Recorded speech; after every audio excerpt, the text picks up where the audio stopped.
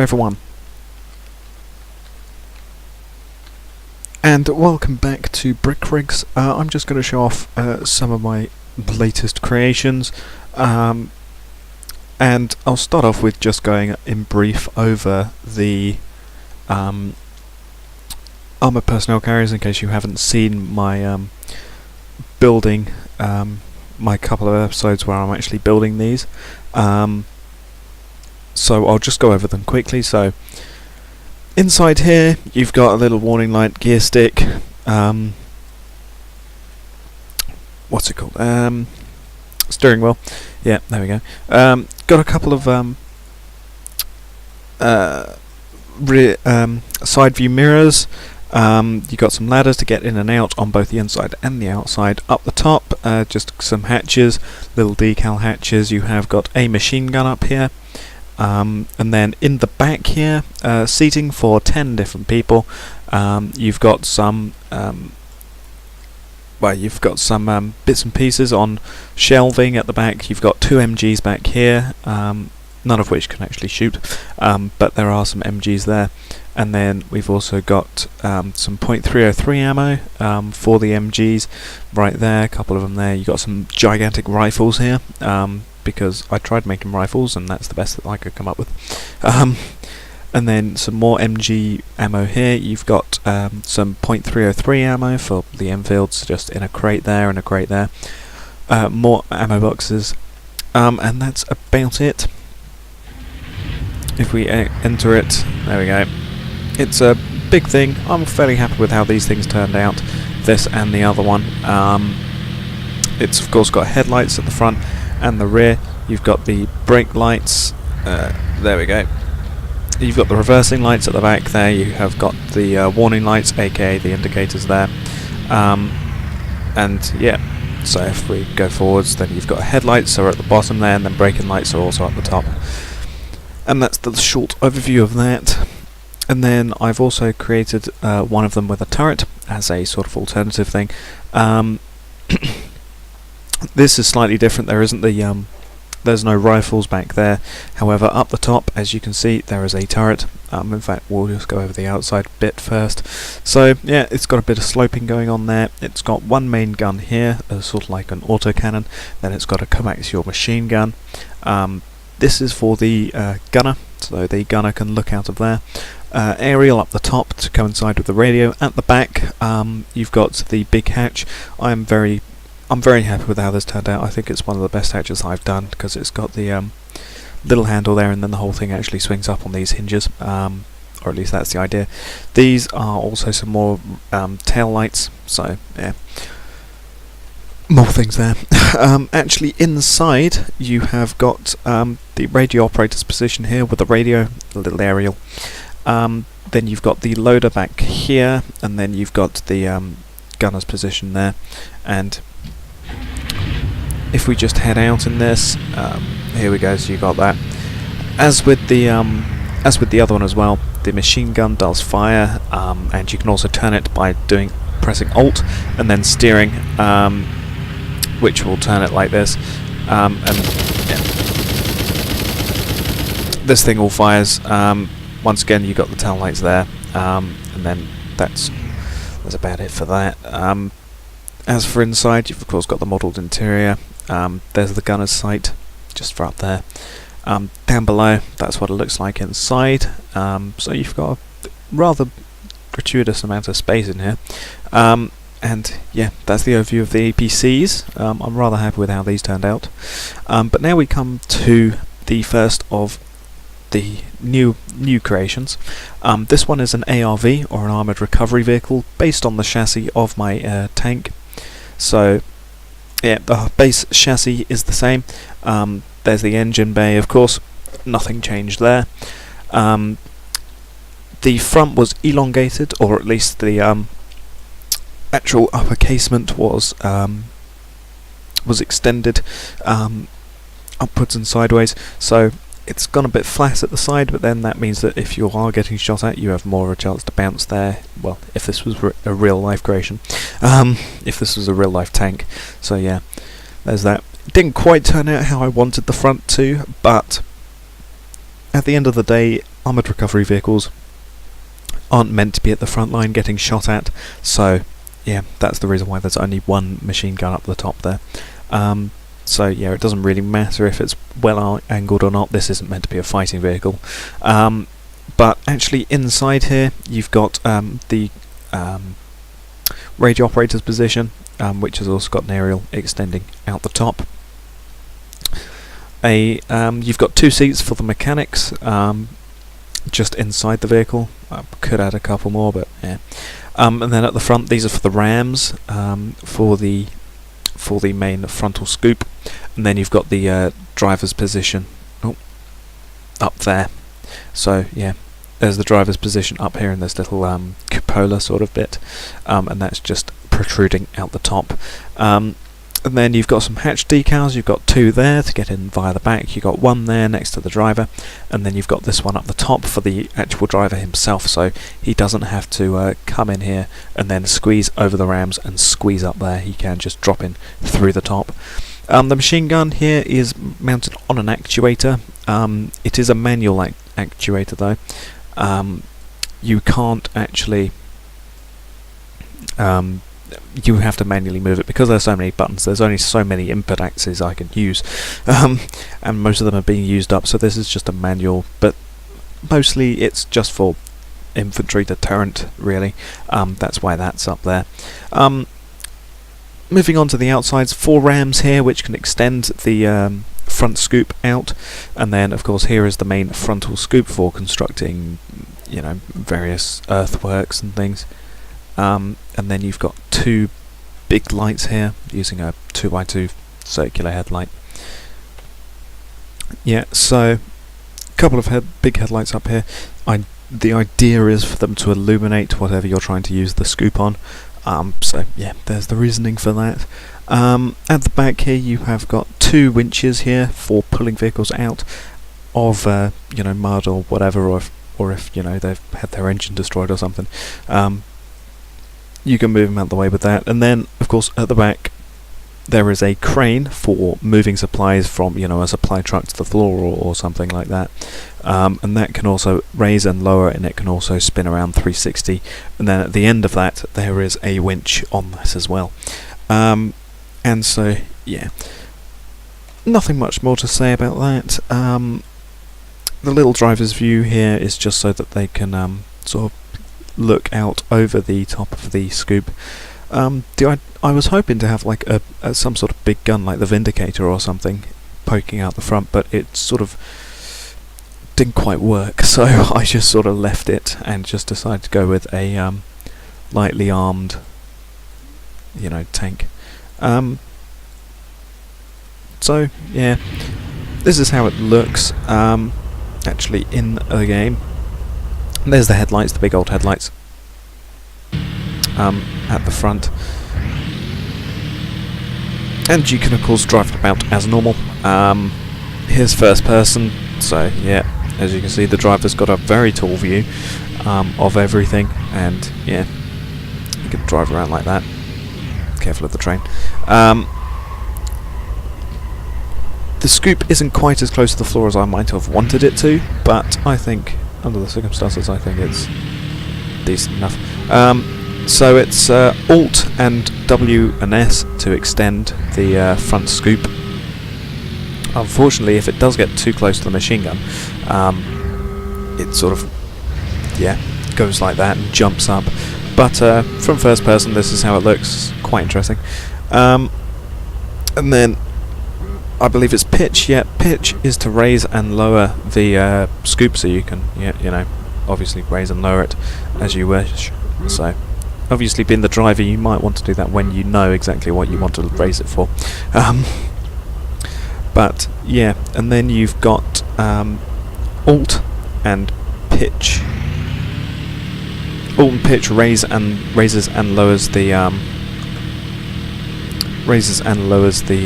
crane up there, and then I do believe Alt and steering is what rotates the crane around. And so yeah, and then of course the machine gun you just do like that. Pretty bog standard. So you just need to manually actuator. That's all that you need to remember, and I think that's all that there is to say about this. So yeah, it's gigantic, but other than that, nothing much to say about it.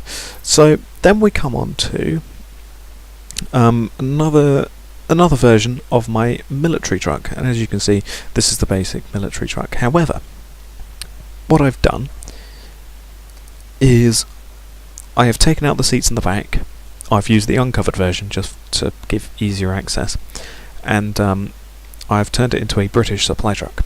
I haven't actually changed any of the truck, but I have changed the side signs, which used to say USA, but they now just say Army, and then on the front the license plate sort of thing now says British Army rather than US Army. And in the back I've made it just carry a whole bunch of supplies for every occasion. So being British, we don't use any of those American rubbish, we use British things. So we've got some .303 rifle ammo in some crates here, stacked up by the door. Moving around, I've got some random Green Army crates, or Green Army cans. They could be full of petrol, or who knows what they are, but they're just some little things. And then you've got some machine gun ammo here, so you've got a whole bunch of .303 ammo boxes, and on top of them I've just put a little handle, as in like the carry handle for actually carrying it. One more box of .303 rifle ammo down there, 2 machine guns stacked on top of that. Right at the back here, .303 ammo, right there, again, little handle on it. Row of 4 machine guns back there. Then we got a whole bunch of shells. They could be shells for anything, but well, yeah, there's that. Then we got some first aid, so we've got a whole load of first aid stacked up there. You've got one sort of that's fallen off and it's just sort of resting down the side there, and then you've got a couple of first aid up there as well. And then we'll leave this box because that's what distinguishes it as being British. And then we have got a couple of pumps right there. And there's no input action, and also the machine guns don't have input actions either, so you don't have to worry about them shooting accidentally and blowing off part of your supplies in your truck. But then we come to the most interesting and the best bit about it, which is the T-ration boxes. So they look like normal boxes, normal .303 rifle boxes. However, of course, as you can see, they've got T-rations on, and just to make them fun and interesting, I decided to leave the top one partly uncovered, as in, you know, part of it just like came off. And so I've got a selection of typical World War II English teas, or tea flavours rather, or tea brands even. So you've got Twinings, Yorkshire tea, Lyons tea, and Lipton's tea. PG Tips wasn't really around back then, I don't think. And the way that I've made these, as you can most probably see, I have just got a simple circular 1x1 flat stud, and given it the colour which the pots would most likely have been, and then on top of that I've just got a 1x1 nameplate, changed the colour to glass, and then no colour. There we go. And so of course that's how I've made these. So yeah, Yorkshire tea, they had a sort of black colour, Lyons tea had a sort of green colour, and then Lipton's tea had a greenish colour. And just to make them interesting, I've just moved the 1x1 flat nameplates just to make it look like they're slightly turned. Excuse me. However, other than that, nothing much has changed. As you can see, it's exactly the same army truck. You've got the headlights at the front and the rear, like that. You've of course got the reverse lights back there. There we go. And then you've got the indicator lights at the side and rear, and then you've of course got the brake lights, which is all 3 of them. And yeah, there's nothing much more to say other than, yeah, this is just a supply truck with a whole bunch of supplies. Honestly, the best part about it is the tea rations crate. Then again, I am British, so, you know, I would say that. But yeah, you know, just having some tea rations, and then if we just park the truck about here. Bang. Yeah. So there goes all your supplies. And there also goes half of your truck as well. But yeah, so that's the supply truck. Nothing much more to really say about that, other than it's a nice little conversion, which isn't a militarised conversion of this truck for once. It's an innocent supply carrier. But now we've got the most interesting one, I think,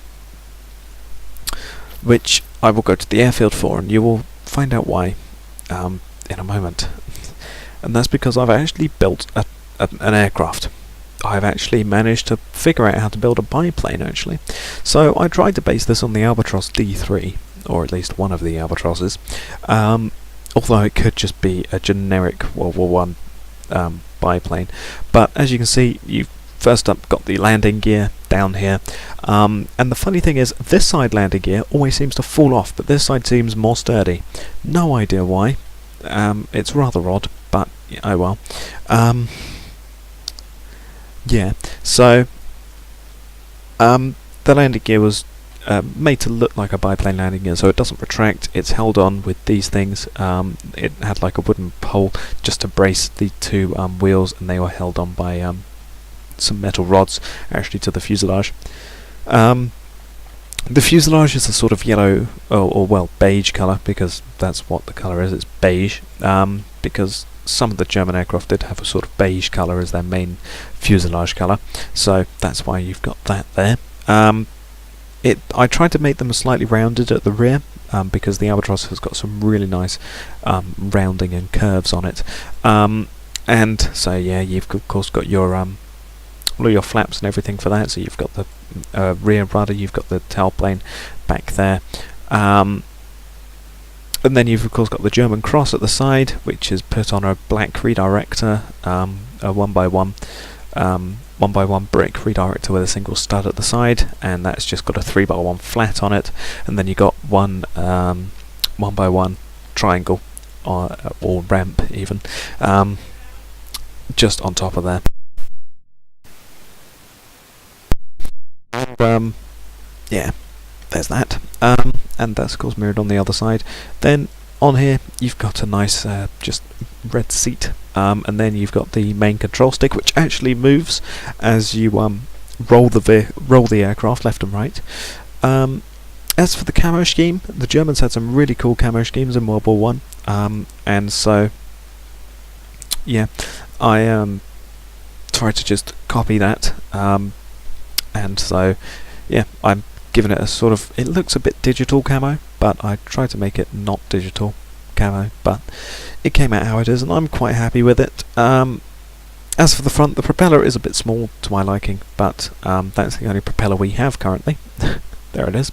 And then on top of that, I've tried to add a sort of just propeller hub. It doesn't actually turn because you can't mount it onto the propeller for some reason, even though, as you can see, the propeller has got a stud there, but you can't actually mount things on it the same way as you can't mount things on these little studs. I've no idea why, but either way, that's just a nice little addition there. Then you've of course got the wing struts right there. You've got two either side, and then coming from the fuselage up, you've got these extra struts, which would add extra stability to a real life plane. On the underneath, because they sometimes put camouflage on the underneath the aircraft so that when they were flying over, you couldn't really see it. You know, to the sky. And so I've just painted the bottom of them grey. Use some grey bricks there. As for the rear landing gear, they shouldn't actually. Well, I shouldn't actually really have the wheels on here. It should just be one spike coming down. However, the spike was too flimsy, so I had to add a wheel and an axle just to stop it from collapsing and stopping the rear of the aircraft dragging along the along the floor. But other than that, we've got the crosses up the top of the wings and of course on the bottom. There we go. Just to make sure that it's German. And then we've got the ailerons on the side, the elevators, and then you've got the flashing port and starboard lights, because you need to have them. Those are activated by headlamps, and they're on a blinker system, so that one flashes, then that one, just like a real aircraft, I think. And then, because I based it on the Albatros has got a really cool engine design where it sort of partly sticks up, and you can see that in Battlefield 1, and I tried to recreate it here in Brick. So what I did is I had the inline 4 engine, and then on top of that I've got some running lights up here, which are yellow,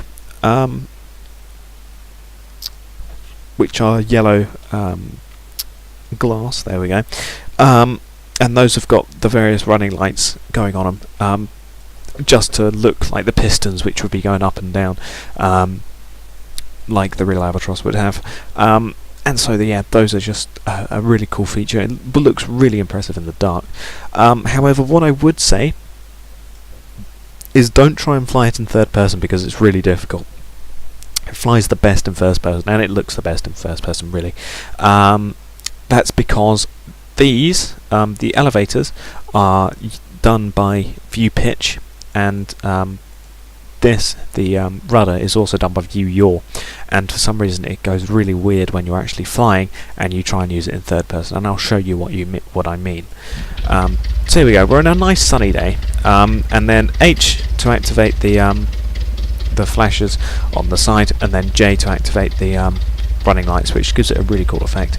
But if we go into third person and we start to set off, as you can see, view up and down and left and right activates them, and then roll is how you, or rather the arrow keys, the left and right, the steering, that's what you use to actually roll the aircraft in flight. And then of course forwards and backwards is how you activate the aircraft, although you shouldn't technically have traverse, but hey.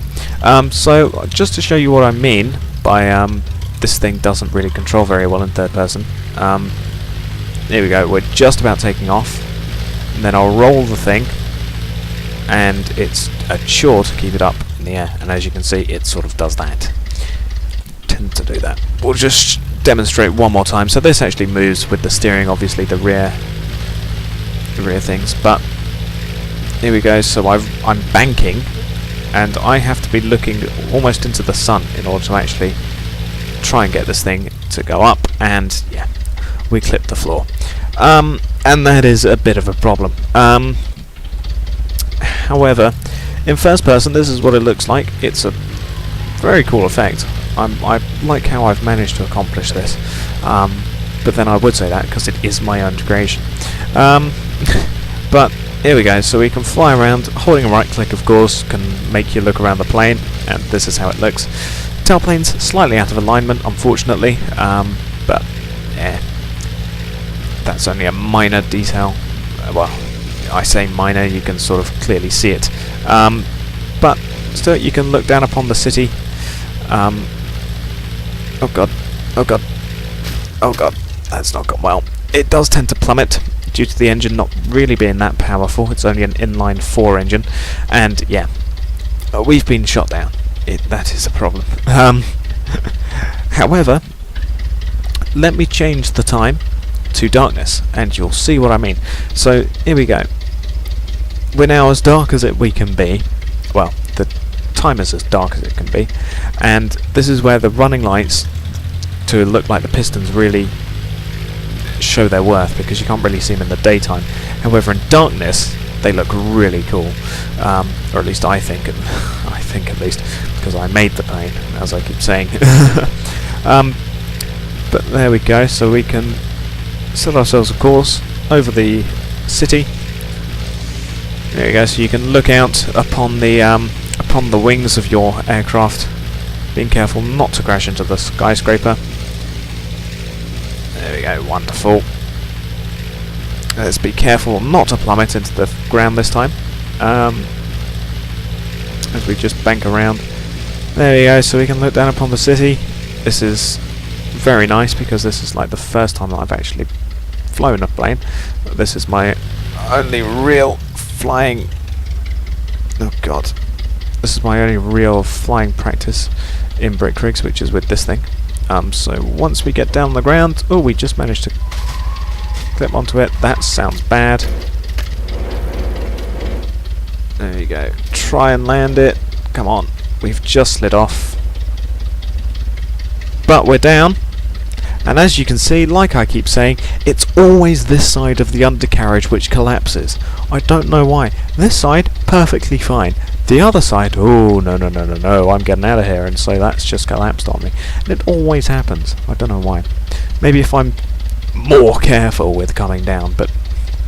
Oh well, let's try and take off. I don't know if we will be able to. No. We'll try backing up.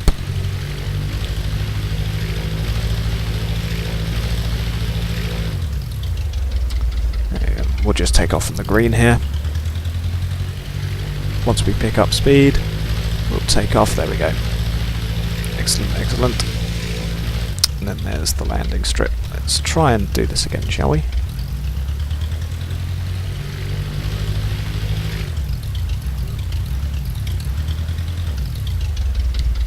I'm going to come in for a bit of a higgledy-piggledy landing, but... There you go, we're down. I think we lost something. That's a fuel barrel. But we're down. What did we lose? The other wheel. But other than that, yeah. But yeah, so those are all of the creations really that I've been I've created. And yeah, this is definitely my most impressive one out of the new batch. Really, because it's my first plane and I spent a lot of time actually trying to perfect this thing, and it works surprisingly well for my first plane. So yeah, I'll thank you all for watching and goodbye.